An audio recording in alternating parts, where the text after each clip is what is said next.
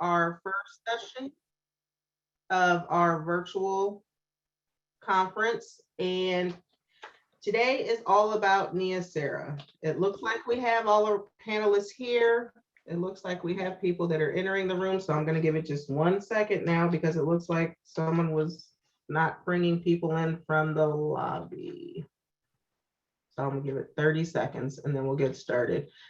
Does Rita, do you or anyone else on the panel have a screen that you need to share? Not me. Okay. Not me. Okay. All right, good. Looks like there's 57 people in here, so we're gonna go ahead. Okay, this is about utilizing Neoserra to positively impact daily operations. This is not a basic how to enter things into Neoserra. This session, which I will admit, we wanted to have 2 different sessions on Neoserra. We just did not have enough slots when we were planning, when we were trying to fit in all the sessions that we were going to offer. So this is about best practices and hearing from some of our best users within the network in order to understand how your operations, one, revolve around those entries, how important those entries are, and how to be able to handle that administrative task while still completing the task that you love to do and what you're here for, and that is assisting clients.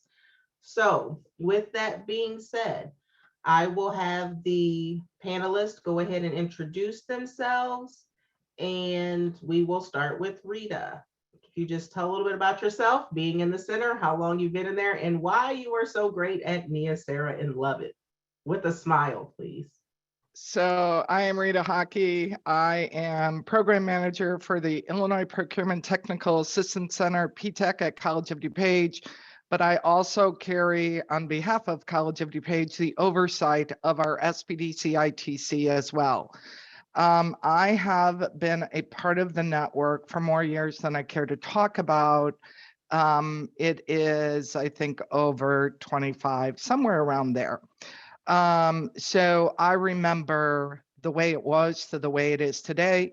And in 2015, when I was given the job to oversee all the programs, I decided we were going to use Neoserra for its full capability, and we stopped using all paper.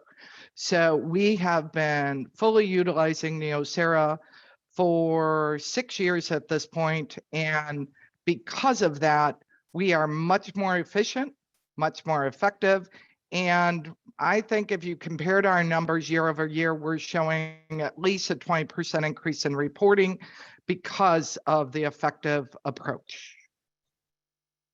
Is that good? Yeah, that's great. Thank you. Thank you. Don, can you hear us now? Can you go ahead and introduce yourself?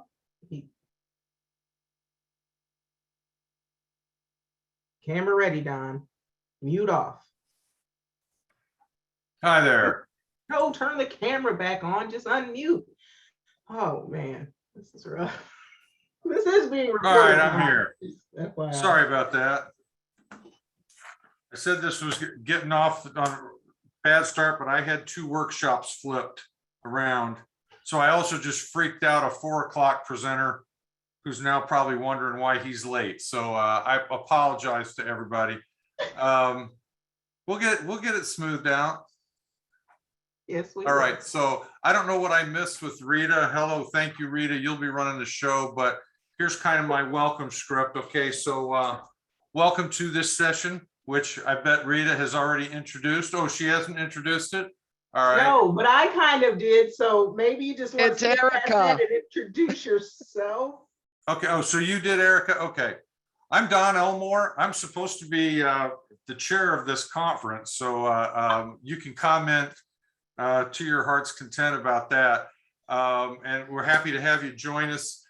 This will be an interactive session and it's recorded. So we encourage you to ask questions. If we have a formal sort of Q&A, when that opens, you can raise your hand using the button at the bottom of the page if you don't already know how to do that in Zoom. And we'll call on you and unmute you. If you don't want to speak, you can use chat. So the speaker will make introductory remarks, which I probably missed to start the session. And Rita, I'll let you know about 5 minutes from when we're supposed to end, just in case you have any wrap-up comments. Okay, are we all good? Erica, it's your show. Don, this is Erica's show. Yeah, okay. Don, you're a panelist, so we're not looking good as a unit right now. Not at all. But we're going to try this again. Whew. Don, please tell us the importance of how Neoserra works for you in your center. Just a one-liner. We're going to stick you to one line right now, and then you can share more thoughts later. All right. Sorry about that. Neoserra is important to our center, starting from registering new clients and getting their information for the first time, to recording everything involving our interactions with them, milestones to report, capital funding to report, everything. And if it isn't recorded in Neoserra, it didn't happen. If it's not recorded accurately as Accurately, okay. well. All right. Thank you, Don. Sarah Troyer, would you please introduce yourself and speak on the correct topic for a minute or two? I don't know if I can follow up Don with that. I'm not going to be as funny, unintentionally or not. My name is Sarah Troyer. I'm the director of the Illinois SBDC at Elgin Community College. We recently reopened, but prior to that, I've been with the network for about 4.5 years. I worked with Rita, and everything that I've learned about Neoserra and center operations, I have learned from Rita and Uta.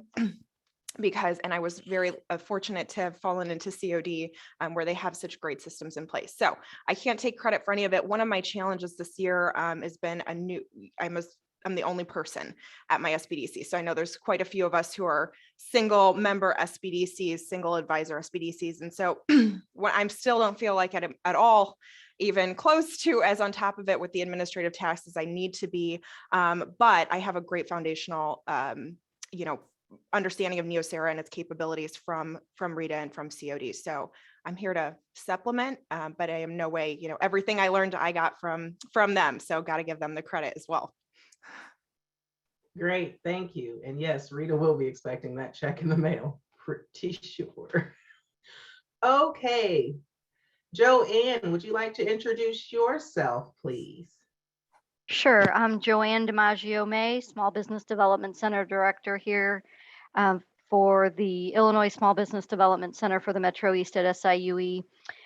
I would say we definitely use Neoserra for a lot of things. And I think one in particular would be just, finding out that clients have worked even with other centers or an old advisor, maybe 3, 4, 10 years ago. So it's always good to have those records to go back and say,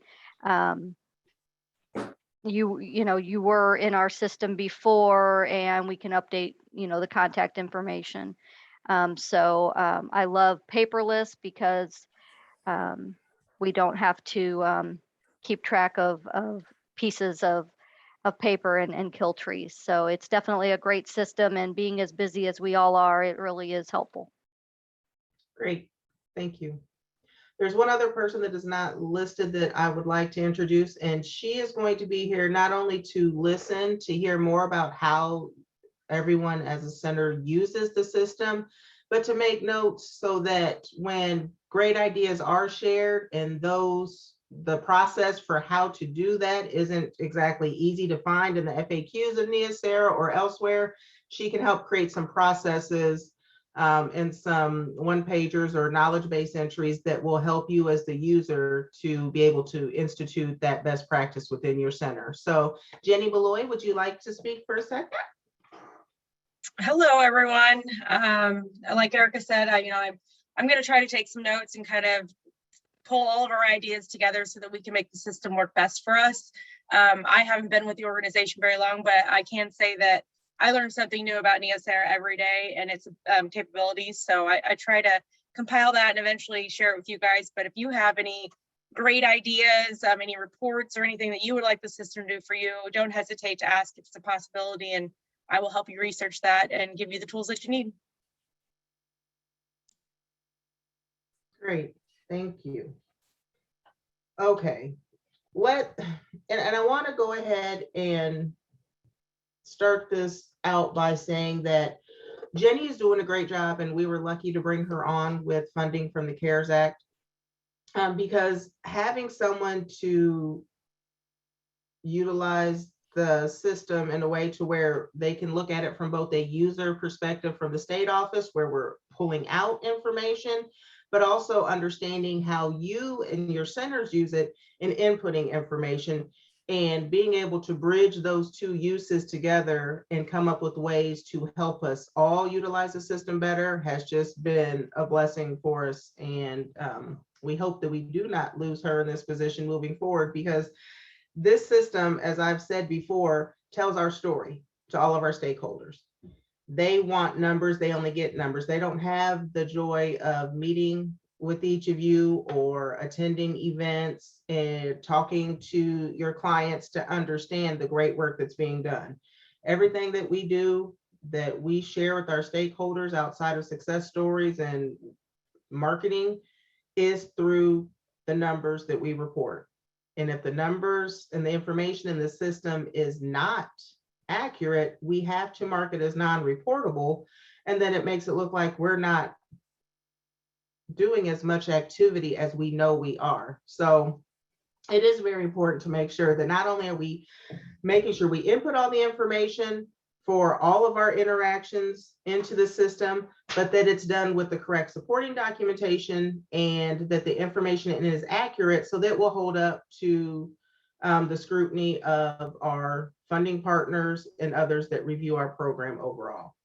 So with that being said, we're going to talk about how to stay compliant and best ways in terms of signups and processing. And I think one of the best ways is thinking about this from a client's view, coming in to receive advising and utilizing the client sign up feature. So if we could start, Rita, if we could start with you and just talk about how clients actually find the center, come into it, and sign up for services, and what that process looks like. Absolutely. So I guess I am lucky, and our programs are lucky. We have part-time administrative help. So for the most part, she begins the process. So if a business comes to us and is interested in meeting with an advisor, connecting with any of the programs, she has a template email, and creating template emails saves you a lot of time. She has a template email, she sends that out. I know from the SBDC perspective, they are pointed towards starting a business in Illinois webinar. We have started recording more webinars so it can be on demand. And we have 2 full-time advisors in the SBDC and 2 part-time advisors. So that admin support has a rotating order. So she will assign an advisor. So we just do basically a ring around the rosy. So she keeps track of who's next, assigns an advisor. The ITC, the PTAC, we kind of step in on our own, but we do have template email again, because with those templates, you do slight customization. It's a copy and a paste and you're done. And you're telling them, here's what they need to do to access the client services, right? Get them to sign up. They spend the time to sign up. They sign it. You don't have to worry about it then moving forward. Good. Does anyone else utilize templates, email templates for signups? And you customized it with your own information, Joanne?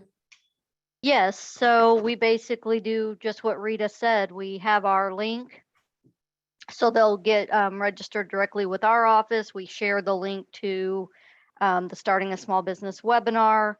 Once they're registered, then right now it's not just me and Marty, so I take on a lot of the existing businesses, she takes on the startups, but we have a few other CARES Act and couple other temporary advisors. So we just kind of assign out from there and make sure everybody's, taking on a load that's comfortable, essentially. So yes, it's very helpful because then we can kind of go back and see what's happening with that client if they happen to call, or maybe they haven't been contacted or something, then we can go from there. Okay, I'm seeing some things in the chat where there are some centers that say that they utilize templates in outreach, but it's not through Neoserra. Does somebody want to be brave enough to expand on that and share your process? Do you mean like what Uta commented? Stacy Caldwell was the one that I looked at. So when we do ours, we have the template set up, it's saved. We push it through our Outlook system, not through Neoserra, because they're not used to the Neoserra system yet, right? Other communication, we push through the Neoserra system. The other thing that I think is important is the post box. We do that right away as well, because never fails when they say, I've been trying to reach you and I've never heard back. We can look up and see, no, you've received our email 3 times. And so we can let them know we have been communicating with them because the record is in there. So I don't know if you want to explain Postbox. Who wants to explain Postbox? And then I'll have Jenny, go ahead, Donna, then I'll have Jenny bring up some of the issues we see with Postbox, but go ahead, Don. Okay, well, it was interesting that Rita uses it the way we use it. Our intake process is a little bit different, but for us, the Postbox feature is the way to document almost everything about, counseling sessions, because it's the follow-up from the counseling sessions. So, we blind copy Neoserra on just about everything. And it's a really, really good way to sort of maintain a record of what your interactions with clients are all about. You can do more things with it, but that's the primary way that we use it.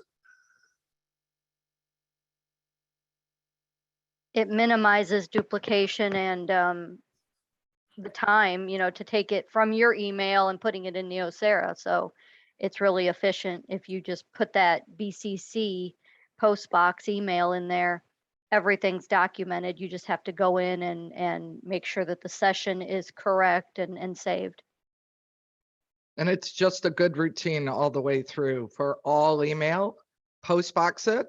If it's something you really didn't want in there, you can turn it into administrative and it's in there and it's done. It doesn't count then. By show of hands, how many people don't even know what their Hi, David. Postbox email address Sorry. is? No, it's at 4 our time. No, my Don's about to get kicked out.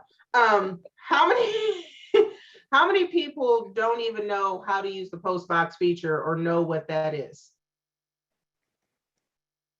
Todd? Do we have any others? Christina? Princess doesn't know the Postbox email.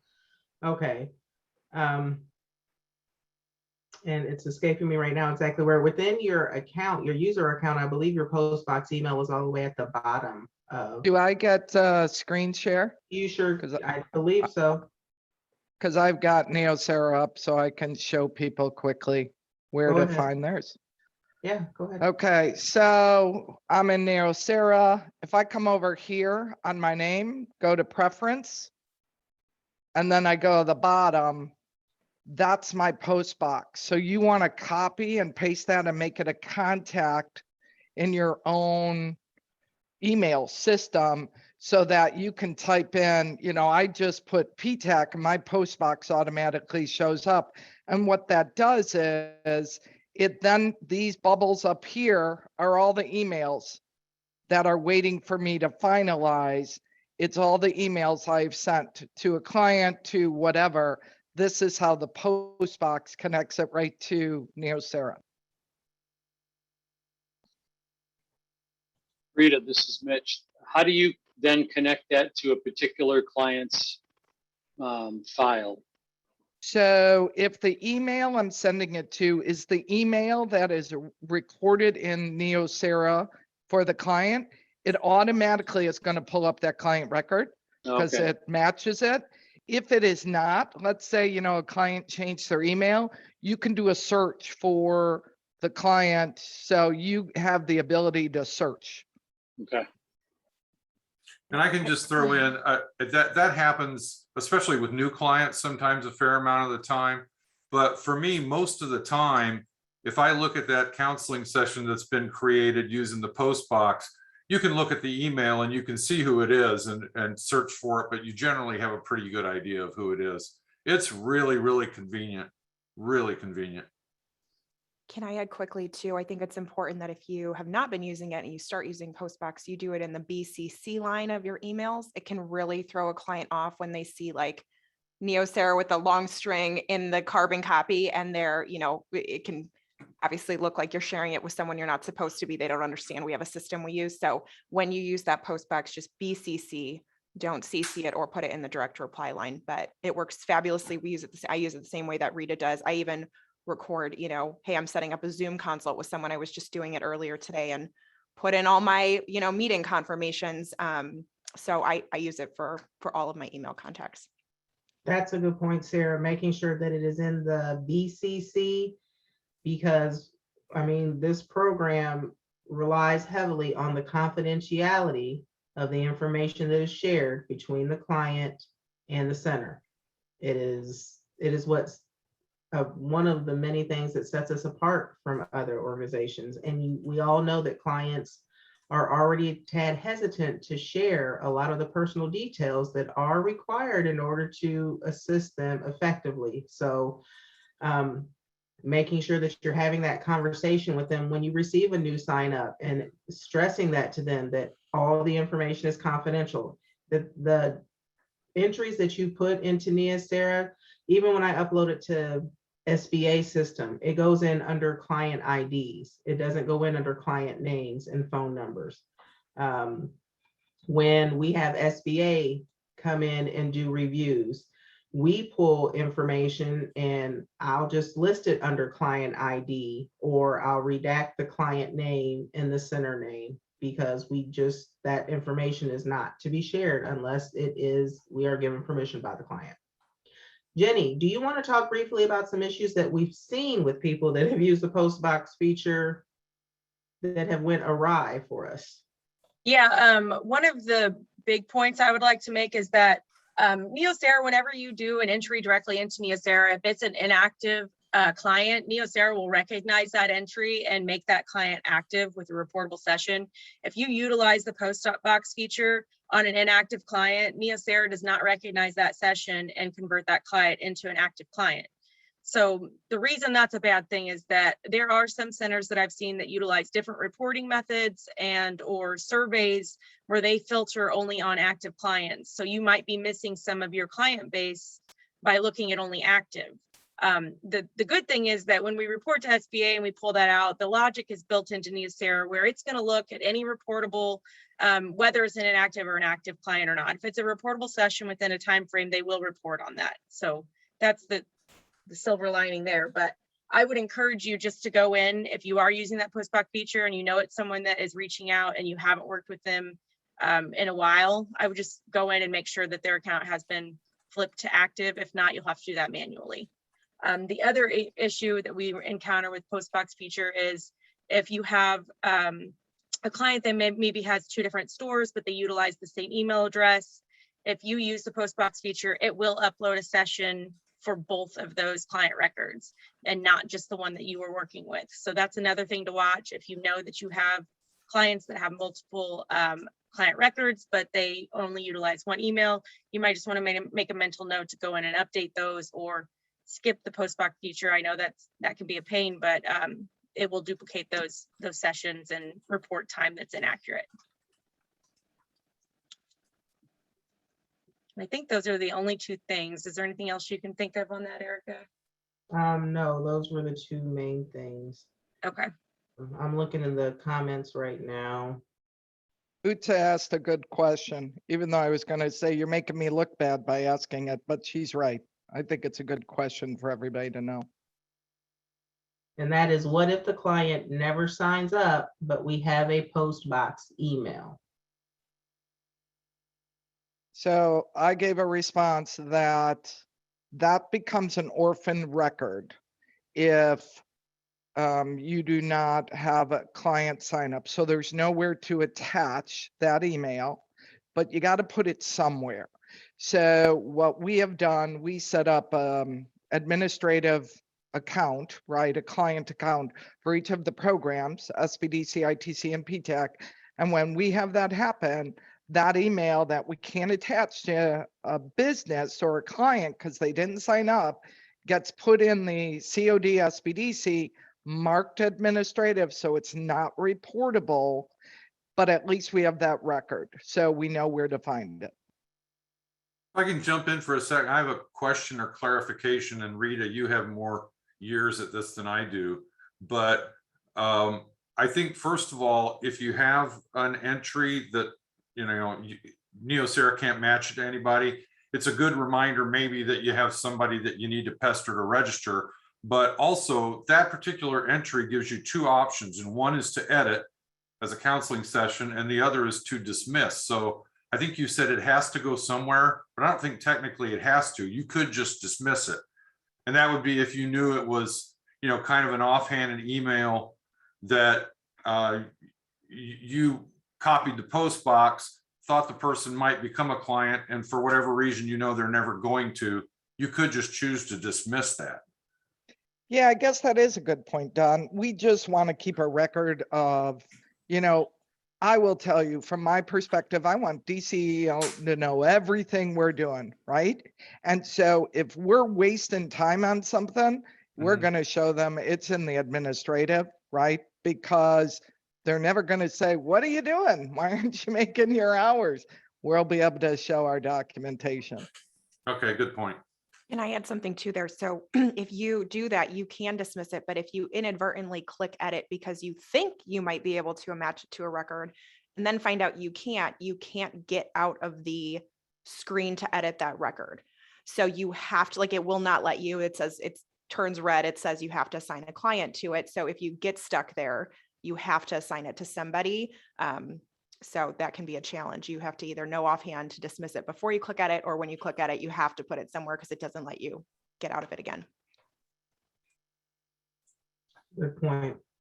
I really think we could spend a whole session just on the intake process and understanding what are the best actions and how to follow up, making sure that when clients are requesting services that we are addressing them appropriately, quickly, to at least get them set up. I guess it's unfair to have, well, it's funny, it's probably Sarah feels it the most. She came from COD where they have administrative person that is able to handle these incoming requests and assign them and handle that administrative portion, where I know that there are many centers out there that do not have that luxury to have an admin person assist, that you are the person that's going in and having to find these actionable items, take action on them, follow up with the client, try to get them assigned a session.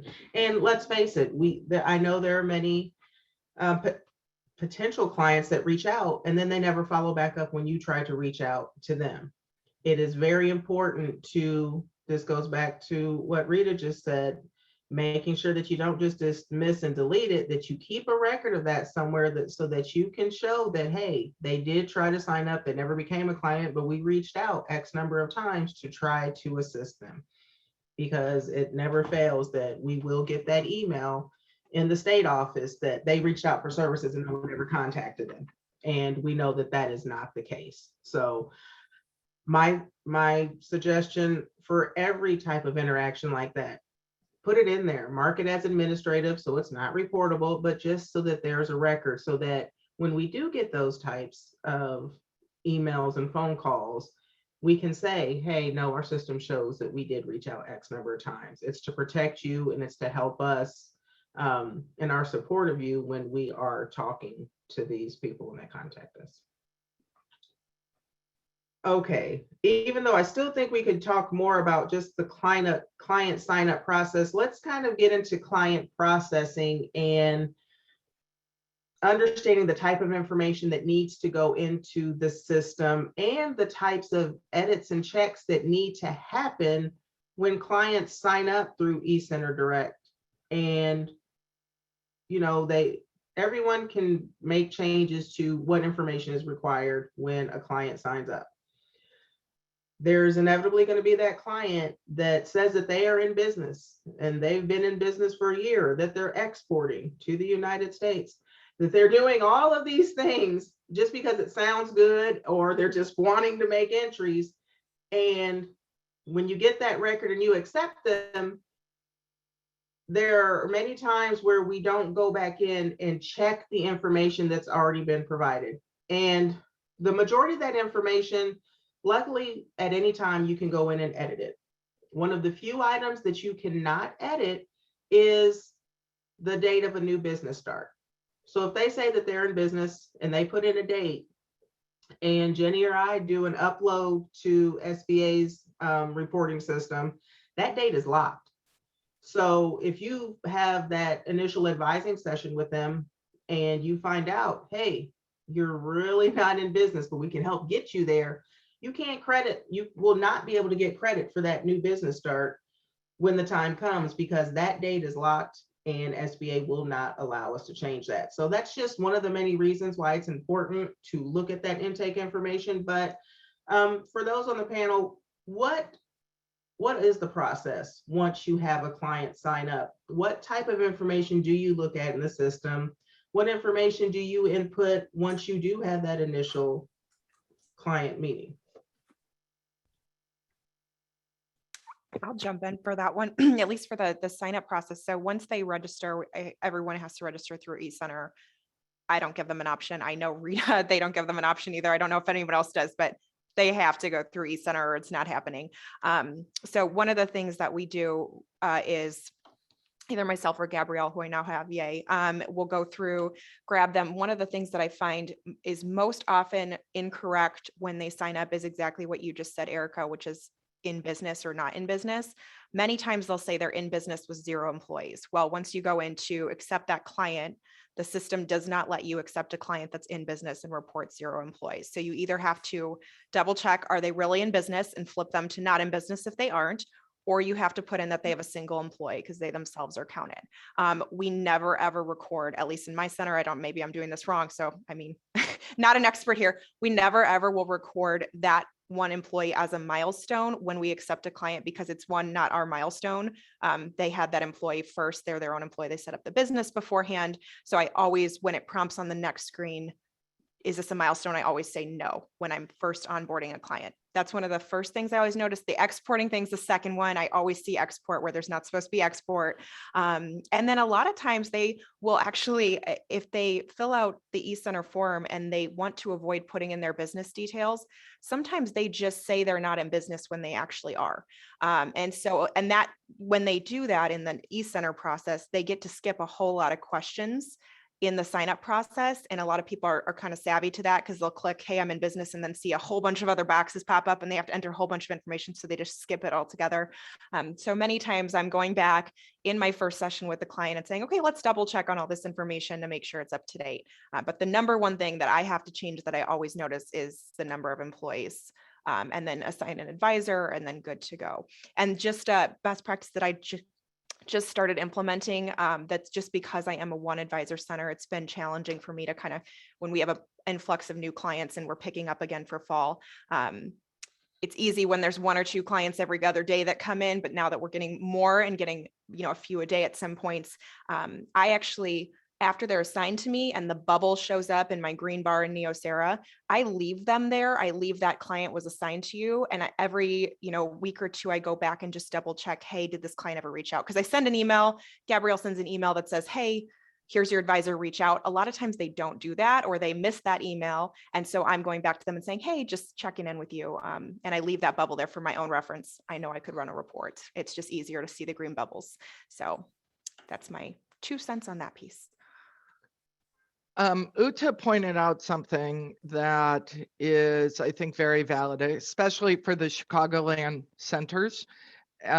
On our website, we have access to sign up as a client. So we give them that access to eCenter.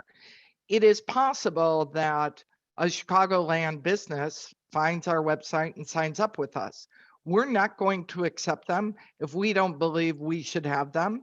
So what we will do is reach out and say, here are centers closer to your address, because we want to do the right thing for the right reason. Now, if the client says, no, I want to come to you, that's fine. But we're going to make sure that the client knows it and understands it before we take them on. Very important, very important. Go ahead, Don. I was going to say that's very important, and it came up for us in a really acute way over the last 18 months with all the webinars we've done, because some of those are promoted out through even the SBA, if not just our state network. And I would get attendees from all over the state or even outside of the state, and I always made the point to do that. And the number one sort of bit of leverage I give them is, if you're in Oak Brook, I don't know what local resources or programs might be available to you. And especially with the CARES Act stuff, most communities had that, and so I refer them there. I tell them, if you decide that you still want to work with us, that's okay. But I want you to know where the closest centers are to you. And I even tell them, you don't have to absolutely pick one, but I really encourage you strongly to know where your local center is, because they're going to have the best information that's pertinent to you. Good point, especially now since we have so many virtual trainings. Many people are signing up for a training just because they are out on eCenter and they see a topic that resonates with them or is what they need at that time, and they will join that training just because it doesn't matter where it's at, because it's virtual. A lot of times from there, they end up right back in eCenter, and then they click, well, yes, now they want to be a client and they want to follow up and receive services. A lot of times they end up going to that center. So it is very important to make sure that you're doing what Don, Rita, and Sarah have stated. And Uta, it's important that you're checking that address, giving them that option, saying, hey, I'm not your nearest center. I mean, and you don't want to make it to that you're pushing them off on another center, but you're trying to do what's best for them. At the end of the day, it's what's best for the client. If the client says, you know what, that Don, his personality, I just can't, I need more of that in my life, so I want to sign up with Don, then by all means, we're going to let them sign up with Don. But it's important that that's done. And it's important that as working in your center and working within the system, that you need to make sure you are utilizing your specific eCenter Direct address. You can go to the generic eCenter Direct site and it will ask you to choose a center. However, if you're not familiar with it, you need to make sure that in all of your websites and other places where you're listing a link for client sign up, that you're using that eCenter Direct web address that is connected to your specific center. And is there anyone that doesn't know where to obtain that address? Rita, do you want to pull up real quick? Do you still have Neoserra up just to show? Yeah, for eCenter. Yes.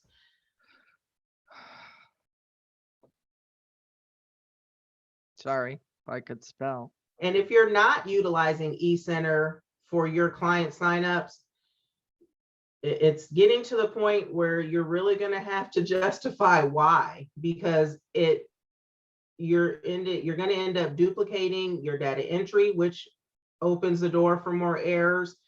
You're having to do extra work by moving that information from one system to another. And I don't know what other system it is that you're using. And so I don't know what security and safety protocols are with that system. And again, it's about confidentiality. So if someone breaches, say you use, I don't know, I'll say Salesforce just because it's at the top of my mind, but I know that that's secure.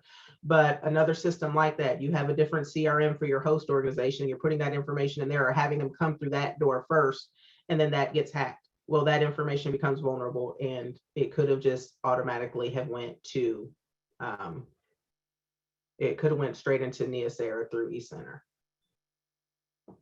So Okay. what I pulled up to show everybody is at eCenter, you know, a lot of times if a client goes there, when we send a client there, we are specifically sending them to look at College of DuPage. That's the reality, right? I want them to attend my webinars. But we do let them know that if they click on the magnifying glass, they have the opportunity, especially in this webinar world now, that they can do all to see what the offerings are throughout the entire state. You also have the ability now, because it's a webinar world, so you can see here they have choices of all on demand and live as well. So this gives the training breakdown, but then when we send our template email to clients to sign up, new clients sign up, we explain to them in that template, you're looking for College of DuPage if you want to be our client. So we're very specific, and we do give the specific link. Is that what you wanted? Yeah, that's good. Thank you. Would it be helpful? I don't know if it's helpful or not, if anyone needs to know actually where in Neoserra to find their specific link. Sure, go ahead. If they don't Sarah. know that, if that's useful, Yeah, I'll go just ahead, show really Coleman. quick. So I'll share my screen. So I think it's this one. Maybe. Can you see Neoserra? Yeah. Okay, perfect. So if I'm in Neoserra, I just go down to centers, and then I find my center as an example here. So I just found myself, and now I don't know where the heck I am. Let's see here. Let me take it over here. Where's ECC? Anyone help me out? No, I just saw it. Well, actually, I'll just go here. I'll just click on whatever one. So let's click on Bradley's as an example. So, oh, I can't see theirs because it's just me. So you'll only be able to see it with mine. Sorry, guys. I thought this was going to be smoother than it is. Here we go. So find your center. And then over here on the Sarah, side. we just lost the screen. Oh, I don't know I what see like happened. a line down the middle, but that's it. Yeah, I don't know what try happened. again here. Yeah, it was know there what's and then it was happening. gone. Let me try one more time. Okay, so I can think you it's see it because you now? switched screens. Oh, That's true. There you go. You're There back we now. go. There you okay, go. perfect. go. So if I'm in my center, and then over here on the side, we've got our eCenter links. So this one is our center link. This one's our direct sign up link. This is our direct training event. So here's our direct center link. You can see it has an additional, we're number Exact 61. Over here, this is our direct sign up. So if I want to send a client directly to us and bypass this number 2 step, this is the link I send them. And I also, like Rita, make a note and let them know, hey, in the off chance that they get presented with this number 2 screen, you'll have to select ECC as your center. But if you use this link, they will not have to. So you can just find those links here and use them to your heart's content. Great, thank you. Yes, that is the address that you should use. If you just have on your website, you have a button that says client sign up or sign up for advising session, schedule an appointment. That should be the web address link behind those buttons. Tamora asks, do you have a suggestion for client hops? Some are all over the place. We know those answer shoppers. How do you guys handle that? I personally encourage them not to do it, but those that are going to do it are going to do it. And honestly, if I see they've started hopping away, I tell them, it appears you've decided to use another center, and I transfer them.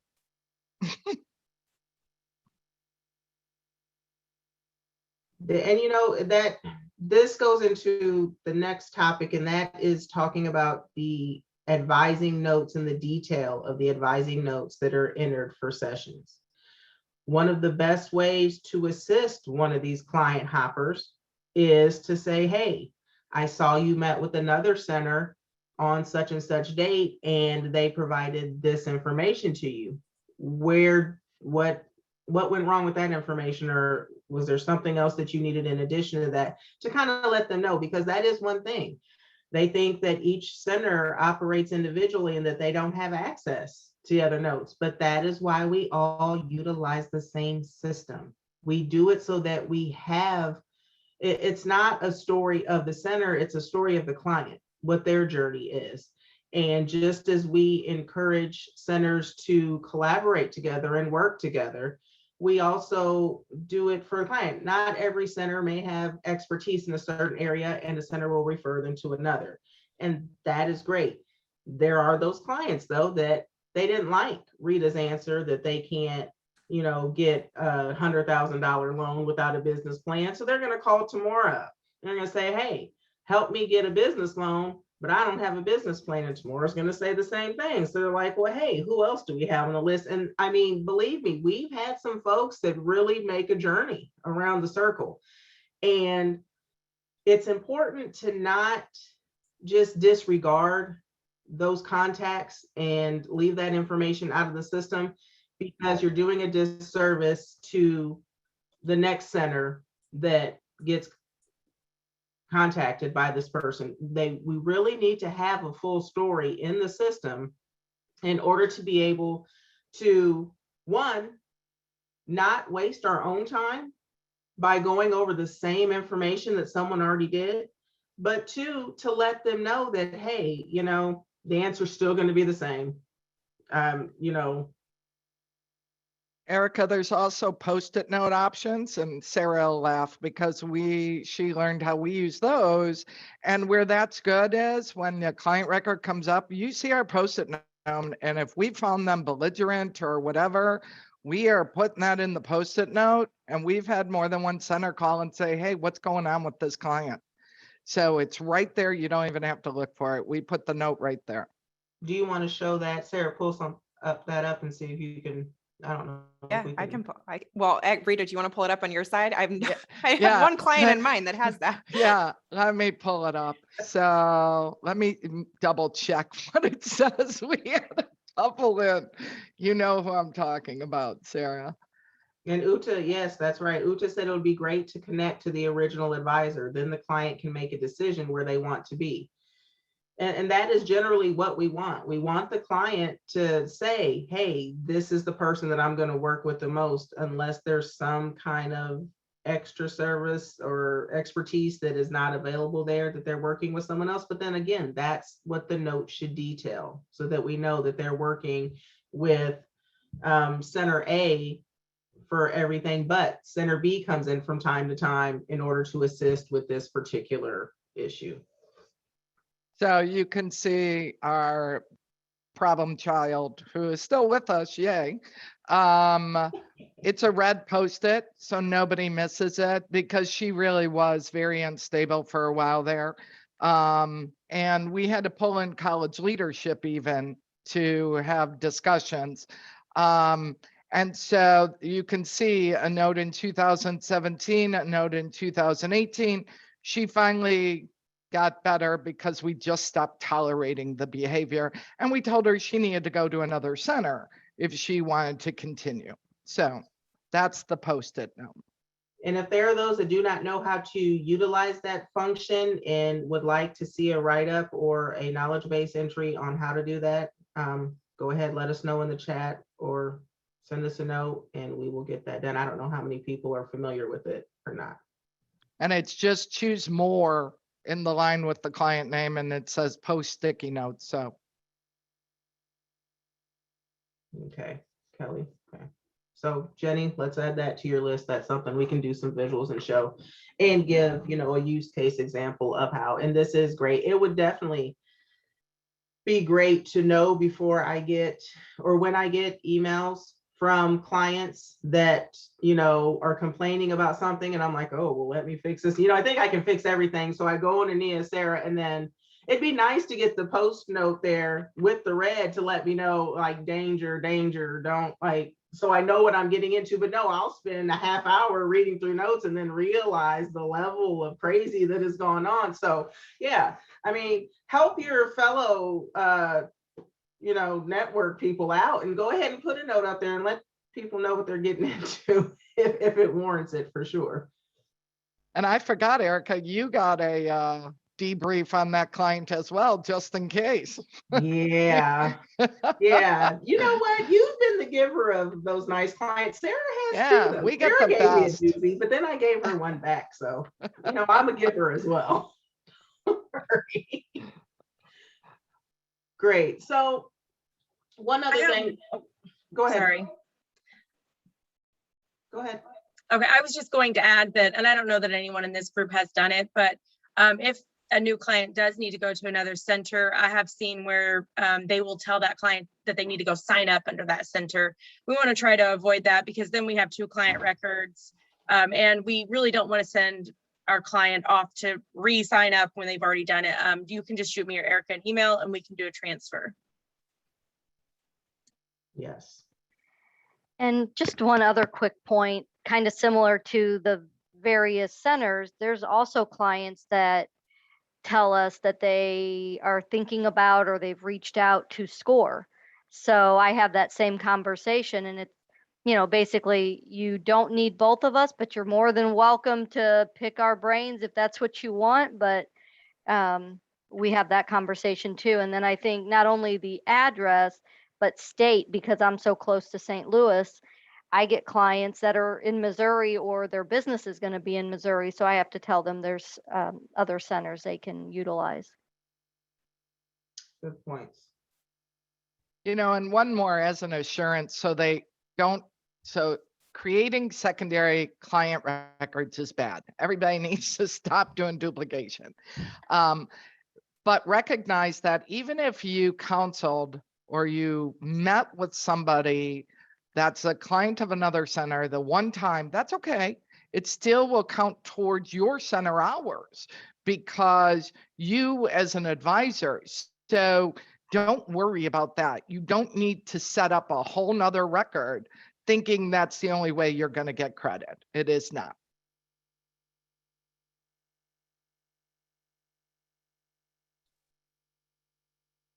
Good point. Let's talk about the information that's collected in addition to, there's one part of entering the notes that you have based on your advising sessions, but let's talk about the supplemental documentation and how you upload that information, the importance of uploading that information. Say you have a client that your initial session and they want you to review their business plan. Great. They're sending you the business plan, you're reviewing it. What you do with that business plan, though, is important. Say you, for some reason, are out on leave for the next 3 months and someone needs to continue with that client. If you don't have that business plan uploaded as a document to their client record, that client then has to resend that information and go over the whole process again. So can you guys share some of where you store the information, how you store it, and some good cases on when to review all of those documents? Because sometimes we can have a client record that has 50 separate documents sitting in it and understand why we don't know what all it is. So talking about labeling, and just where you store it at, whether it's to the actual client record or to a specific client interaction. I can talk about that. So if you use Postbox, it takes care of your problem, because if you've ever emailed that document back and forth from you to a client and you Postbox that email, it automatically goes into their client documents. So it's attached to that email record as well as being uploaded to their client profile. So because I Postbox so much, I will be very honest, I'm very bad about going in and uploading data to the client profile or documents that have not been emailed back and forth. Trying to get better about that, but Postboxing will take care of 99% of that, because chances are you've emailed that document back and forth with a client, it's going to automatically be in there.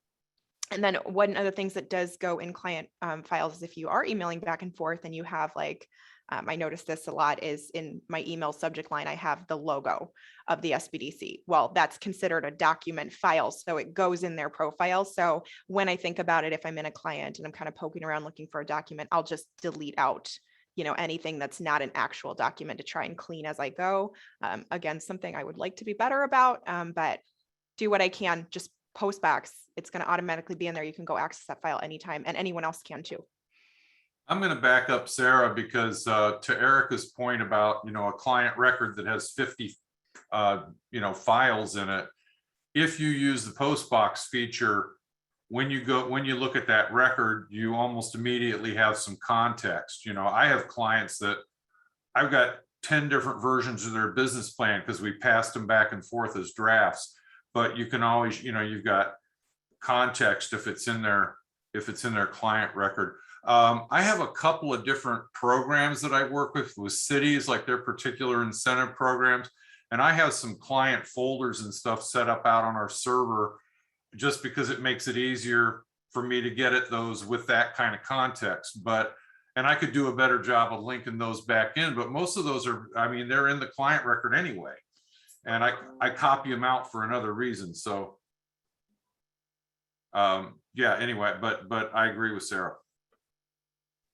And it also helps when that client says, did you send me those edits? I can't find the business plan anymore. My computer crashed, whatever it is. Rita's laughing.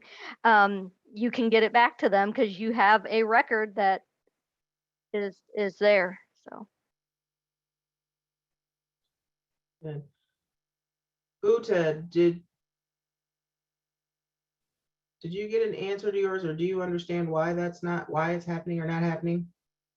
Well, I fell into that hole for the longest time. I just continued to reply to my clients' emails that had attachments, thinking that the attachment would be uploaded. And I'm pretty sure it used to be that way. And then it changed. And then I realized, oh, those attachments are not in Neoserra. So the attachments are only uploaded in documents if I am sending the email to the client with the attachment. So the client sends me a business plan and I reply, hey, got it, thank you. Okay. And postbox that, the document will not show up in Neoserra. Got it. That's very important to note then. Mm-hmm. So maybe you kind of would have to forward and then put the postbox in there in order for Yes. and the attachments to be there. That's how I wiggle around. Yeah. So I forward that email to postbox, then I reply, but that means I have two bubbles to edit. So it is an additional piece of admin work. Right. And believe me, Jenny and I have come across a number of items that we wish that Neoserra would be more intuitive about. And we bring those up often. We have not had many wins. I will admit that readily. That a lot of times the response back to us is, okay, well, the advisor needs to make sure they're this, or this. And we want it to be as least burdensome as possible. We understand that the information needs to be in there, and we understand the time that it takes to put it in there, and we want it to be easy for you. You're our customer just as the clients are your customers. Don't think that we do not see that. And these conversations are very helpful. Jenny has a list of items since she began with us that we have set to speak with the vendor on in an upcoming meeting, that these are things that we feel are easy to implement from their end, and it would be very beneficial to us overall. So keep those comments coming and those use cases and situations up, because again, a lot of times in the state office, we're pulling the information out. We're not putting the information in, and they're just different uses and different requirements and different needs on both ends. And so we need your help in understanding what could be made easier on your end. Okay, let's talk about, we've talked about communication with clients via email and using that postbox feature, which is important. We've talked about the safety of documents, making sure that we're keeping a record of all the documents that are not only shared from the client to us, but things that we send out to the client. To Joanne's point, we've done something for them and they say they didn't receive it, or they can't find this or that. It's important to have that information. It's important if we do have to collaborate with another advisor in another center or someone so that they can have that information there as well. Now let's talk about client surveys, data collection, and economic impact. And it's very important. One, it's important to talk about the importance of economic impact and also getting feedback from clients based on our services. We have still open, I believe, right, Jenny, a client satisfaction survey that we send out from the state office to clients that are new pre-clients or active clients that have been with us for the first 6 months to understand how they felt about our services. And there's certain things that we're never going to be able to overcome. One is the idea that, well, they're going to come to the SBDC and the SBDC is going to write their business plan and they're going to fill out all their documentation for their registrations and their loans. They basically think they've come across like free consultants, and that is not the case. Some people come in and think that we are going to make all the phone calls for them and we're going to find them the property for their business and we're going to, you know, work with the real estate agent. I mean, they're just certain expectations, which of course a whole nother conversation can be had just on setting expectations with clients, what our responsibilities are as advisors, what their responsibilities are as clients. But beyond that, just making sure that they understand what our services really are and what they can expect from us and what we expect from them in terms of working with us. So we send out these surveys and often we'll get responses back. They didn't help me write my business plan, or and it's like, you look at the notes, it's like, no, you guys had work to do. But those surveys, when we do receive responses, they are also copied and you will see a notification when you log in for your center that you have survey responses. It is very important to look at those responses and follow up with them. When we look at them in the state office, it's kind of hit or miss, and we're kind of just looking at the narrative to make sure that there aren't any red flags, because they're not organized in a way to where, you know, this person gave all zeros or was totally dissatisfied. So, you know, we need to make sure we follow up. Some of them, we know that even if we follow up, one may open a can of worms or may go back to one of those records that has the little red sticky note on it. And we're like, oh, why do we do that? So see, it's important that you have those notes there so we know who to even follow up with or not. But we also know that feedback is important because we always strive to improve our services and make sure that if there are misunderstandings, that we are more direct or clear in our marketing, that we are doing better with our initial conversations with clients to let them know what it is that we can do for them and what we expect from them. But it's also to make sure that we are getting economic impact. And that comes in a variety of ways. But this is more of a center focused. We don't send that out through Neoserra. Centers are allowed to do this in many ways by sending out their own economic impact survey.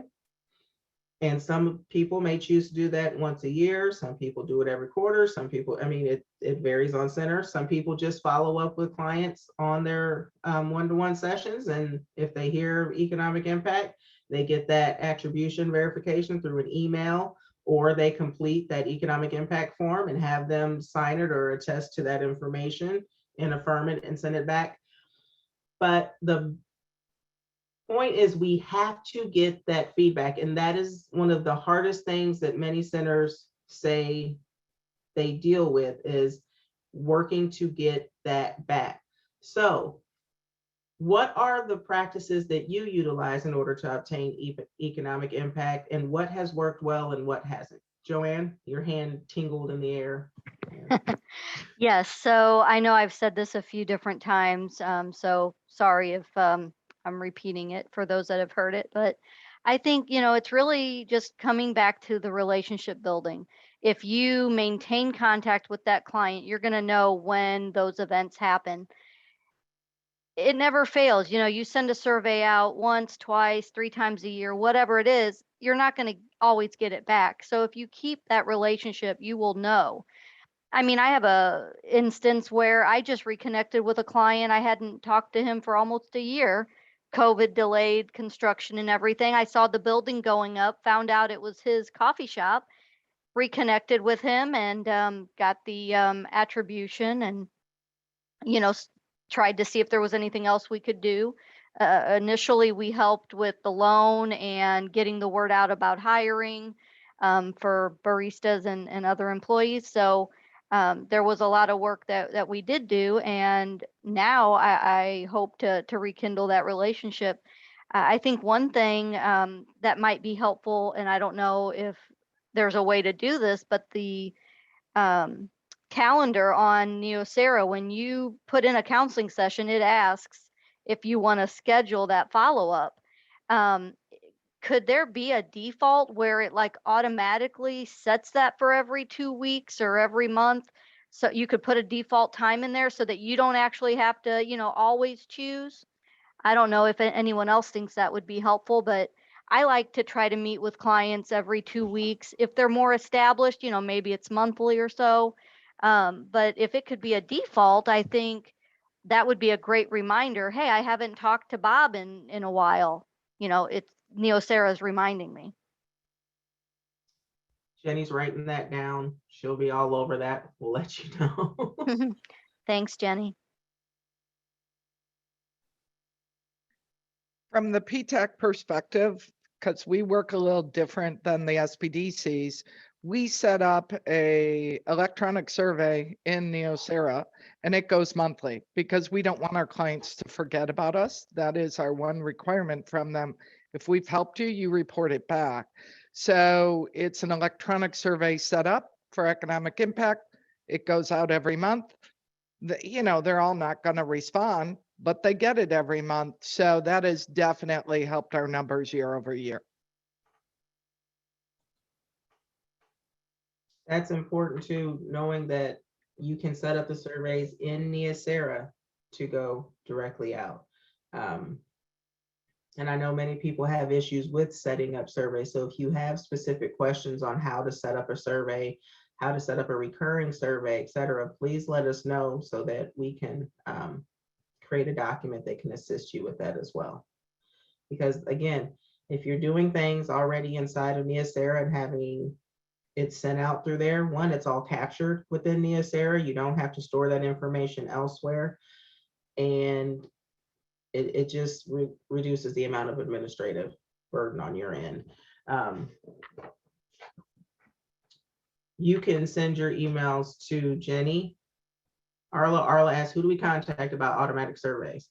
Send your information or your questions to Jenny and she can work with you on that.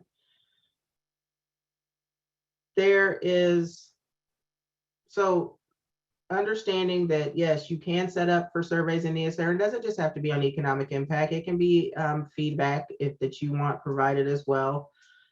We try to send our survey out every 6 months for the new clients, new and pre-clients. So we just sent out the survey for new clients from January through June.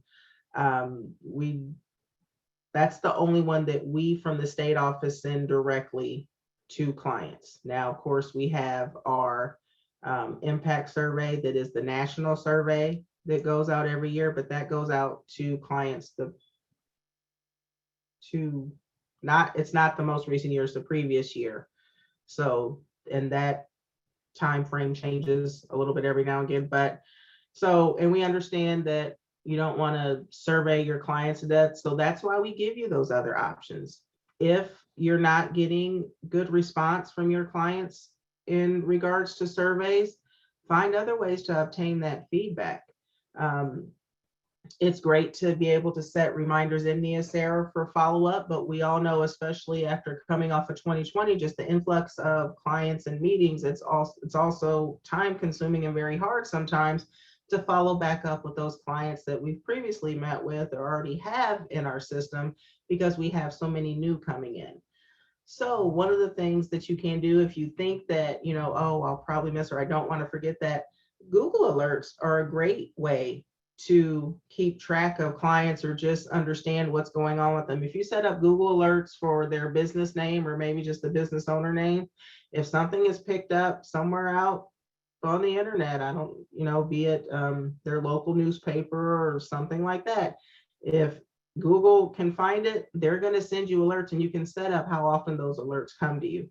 So then if you see, oh, hey, this person I worked with a few months ago, they actually expanded. Let me go ahead and reach out and see if I can, you know, get some economic impact because I know that I helped them with that and obtaining that loan. So there are things that you can do. Yes, not just for your clients, also for your SBDC as well, and for other SBDCs to kind of keep track of what they're doing. So Google Alerts is great, but you also have that email option when you're meeting with a client. And I know it was easier when you're meeting face to face with a client and they're coming back in for their follow-up session and they're telling you, yep, that loan came through. So now it's like, oh, let me slide this economic impact form across the table. You just go ahead, put your little signature right there and we can keep this conversation going. But we know it's harder when they're not right in your face. So, but that's why we have the other option of email as well. If they email you and tell you that they received it, then just make sure you have that attribution verification language in there, that the assistance that they received in whole or in part from the Illinois SBDC or Illinois SBDC ITC. Make sure that that's in there so that you're getting the proper credit, because that documentation has to be uploaded to Neoserra in order for that impact to be marked as reportable. When you have clients that go into the system and just update their profile, say they just are like, oh, let me not do anything else. It's Friday night. I'm going to go ahead and update my eCenter Direct profile. And they go in there and they put that they have 12 employees. And Neoserra sees that they previously said they had 7 employees. It automatically creates a milestone. If they go in there and say, so they can update things on their own, but you have to verify those things. And we have the option to either not mark anything as a milestone that they update or to mark it automatically as a milestone. We'd rather mark it as a milestone and just have the advisor make sure that they're following up to verify that that information is accurate so that it can stay accepted in the system. Same thing goes for surveys. If you send out a survey, but your questions are open-ended and it just says, did you open a business in the last year? And they say yes, and they put a date, say they put October 1st of 2020. The first time you met with them was February of 2021. Well, that went in as a milestone, but it cannot be a milestone because you didn't even meet with them until after their business started. So that's why it's important to verify the information that they are submitting and make sure your questions aren't so open-ended so that they understand what it is that you're trying to do with that information. We don't want to go the route of having to mark everything as not a milestone that you would end up having to manually enter yourself later, because we definitely know we would miss a lot of economic impact that way. But there are definitely pros and cons on both sides of it, but we'd like to keep automatically collecting it as a milestone and then you just editing as needed. Well, Erica, the ongoing challenge, I think, for a lot of us, I won't speak for everybody, but certainly for us, is that it feels like the most efficient ways to get these requests out to your clients are the formats that seem to be more automated, which are just less likely to be opened. The ones that would be really, efficient, as Joanne says, check with your clients every 2 weeks. That's not practical for us. We have too many clients. But somewhere in between needs to be a sweet spot. We've tried with a little bit of success. I can't say it's great, but better than not doing anything. We'll kind of prep our client population for when we're going to do that. So at least they get a little bit more personal or personalized email kind of, you know, setting them up that this is coming, rather than just see what looks like kind of a, you know, a stock sort of email that they're likely to just delete without even opening it. But I think there's a sweet spot in there somewhere. And I would always be interested in sort of, you know, roundtables or workshops or sharing tips or anything like that. Maybe River is the best place to do it. But if anybody's hanging on to that secret, please share. I totally agree, Don. You got to try different things, right? Yeah. So everybody's going to try different things and see what works for them. And some things may not, and some things may. You just really got to try something. And I think setting up the expectation at that initial intake, right? That first session, you're going to be their new best friend, but what is their responsibility? And so I think the emphasis at that first meeting really can make a difference. So then when you do survey them, they do remember that. Yeah. Well, and one of the things over the last 18 months that I've really liked, and Marielle and I have done a lot with this, is that when you know it's public information and you can look it up, it's easier to follow up with a client. First of all, the numbers are lower, but for everybody that we had, they got, you know, PPP, EIDL, local stuff, state stuff, big grants, it's all public information. So you just look on the list and you can follow up with them. And once they sort of know that you have access to it, often they're, you know, they're way more open to sharing that information. But otherwise, you know, somebody that got some investment dollars or got a loan and didn't tell you about it, you may have even, like in Joanne's case, you helped them get started on an SBA loan or something, but once they get the loan, they forget about you. So, and if you happen to not have a way to follow up with that, or you don't see it, it just gets missed. I do, like Erica pointed out, Google alerts, and you can get crazy with Google alerts, but I use them a lot, and it often will give you some hints. You know, it isn't necessarily going to say this business got, you know, a $500,000 SBA loan, but you may see something about an expansion, and, you know, then you can hunt that information down. So yeah, good. There's a lot of good information in here that I appreciate. And now I'm going to do, Erica, if you're still there somewhere, I'm going to do the one thing as a moderator correctly that I was supposed to do. And I'm going to do it early just because I'm so impressed with myself. It's not your 5-minute warning, it's your 8-minute warning. How about that? Yay. Good job, Don. You're slowly going to redeem yourself. Slowly. I got a long way to go. I got to repair from the speaker that's coming on at 4 that I just freaked out that I got to moderate that. Okay, yes, definitely a lot of great information is being shared. So since we only have a few minutes left, let's talk about time management, and let's talk about what you guys find best that works for you in getting the information into Neoserra, so that you're not reading that weekly connection that everyone is reading and saying, uh-oh, Neoserra deadline is coming up, I have to dump all this information in there. And believe me, we can see when that information is dumped in there. It's like cramming for a test. Like, we know when it's just been thrown in there. So let's talk about some of the best practices that you have come to find over time in terms of getting that information in. Erica, I'll start because you probably know this. You were around long enough. When I got to this center's reputation with Springfield was not very good, because they had, at one point, I think 3 advisors, and like none of them were entering very much information in Neoserra. They just said they weren't going to do it. And when I took this job, my host at the time said, the first thing that we're going to fix is, you know, you're going to become friends with Neoserra.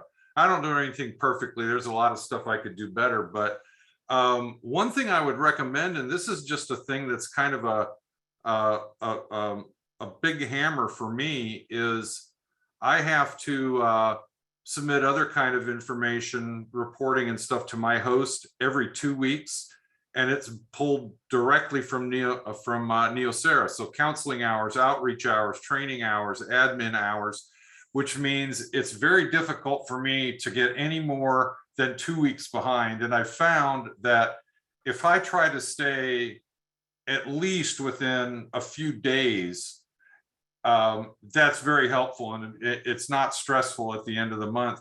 And the way to do that is just look at your post box little bubble, you know, and if you find it gets up to like 20 or 25 entries, you need to go in there and do something with that information.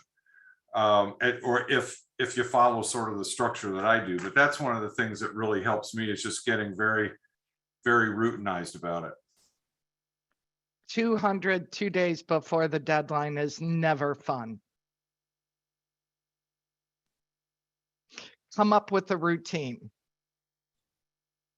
I think setting time on your calendar, even if it's 30 minutes every 2 or 3 days, whatever it is, set that time on your calendar. Well, and it's also helpful, I think, if you get too far away from it, you don't have context now. There's a lot of stuff that you're going to forget. And if you also make it a practice that if you're keyed in on making sure you're recording counseling sessions, if you have that context of that day in your mind, then professional development, you know, if it's outreach hours, admin hours, other stuff that's going on, you did workshops, you know, it's easier for you to just enter it all at one time. I don't always, but I try to, because I know it's easier to just do it. Uta made a couple of good points in the chat. One is virtual meetings are great for taking notes real time while you're meeting with them and getting them in, getting it knocked out. Also, if you have a client cancellation, I mean, that's a great time to go ahead and put in some of your previous entries. It depends on how good you're doing and keeping up with it, but if you're not, you know, you're behind and you're searching for time, there's always going to be that client cancellation time that you can definitely use in order to get that information added into the system. Some people just like to do a little 10-minute, if they have back-to-back appointments, they like to do a 10-minute buffer or so in between in order to get those notes entered. Some people wait, and every Friday afternoon, they like to have fun by entering notes. I mean, whatever floats your boat, it had timely. And the more timely your notes are, the better the detail is, and the more helpful it is for not only you, but for anyone else that has to interact with that client as well. Okay, since we have 3 minutes left, and I don't want Don just to boot us out of here without letting us say goodbye to each other. Thank you so much for the information that was shared through here. Again, this was more for best practices and implementing best practices within your center so that you can be more effective and that your entries are more accurate, and that there's some efficiency involved with this and the number of other administrative items that you have to tackle each day. We do recognize that there's likely a need to just sit for a couple of hours and let people ask questions. I mean, sometimes you don't know what questions to ask, but we do understand that there are times where there's just some general questions that you need to ask, and you need someone to walk through it and give you a visual within Neoserra to show how that's done. And we are planning to do one of those. So what we are asking is that the questions that you have and the issues that you have when you're entering things in Neoserra, that you send that information to your network coordinator and copy Jenny on that, so that we can craft and create a Neoserra only training session for the entire network, and just sit down and have that one-on-one as best as you can on Zoom in order to address the issues that you're having, because we understand that it's only helpful if you know how to use the platform. So, and we definitely want to support you in that. Thank you very much to all of the panelists. You guys shared some great information. And I mean, I'm going to put it out there, even though they haven't. If you guys have questions and you feel that you're comfortable with the information they shared, I mean, more than welcome to reach out directly to them. Don't kill me, anyone. Don't. Oh, go to Uta. She'll love to help. Oh, Uta and Sarah, they got it. they're the ones, they can do it. So, but no, great. Thank you very much. And please. And you know, one last thing, Erica, if anybody feels like they screwed up something in Neoserra and they go, oh, they can always go to DCO, Jenny, network coordinator, to help get it fixed. So nothing's forever. Exactly. All right. Thank you very much, everyone. Really appreciate it. And hope to see you in the lobby. Guys, make sure you're changing your avatars to a male so you're not walking around the lobby in a dress. I've seen a few of you. It's not a good look. Just saying. Thanks, everyone. Have a good afternoon. Take Bye. care. Thank you. Bye.